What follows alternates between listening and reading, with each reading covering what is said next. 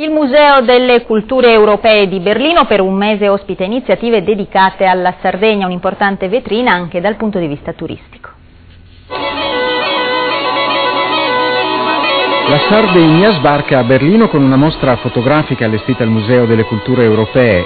Nota soprattutto come destinazione turistica, l'isola punta a farsi conoscere anche per le sue particolarità storiche e culturali.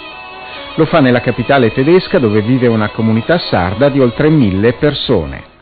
Chiaramente viene apprezzata questa la possibilità che la Sardegna offre non soltanto di avere queste spiagge, la natura incontaminante eccetera, ma anche perché offre tutto un repertorio culturale che appassiona, diciamo, i tedeschi.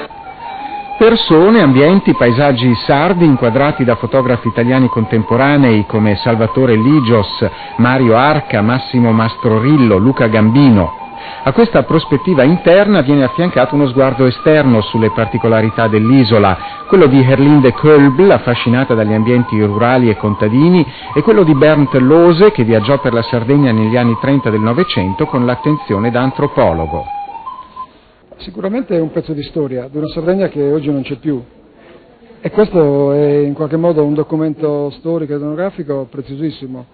Le giornate sarde sono organizzate in collaborazione con l'Istituto Italiano di Cultura di Berlino, prevedono conferenze, feste e spettacoli fino alla fine di agosto.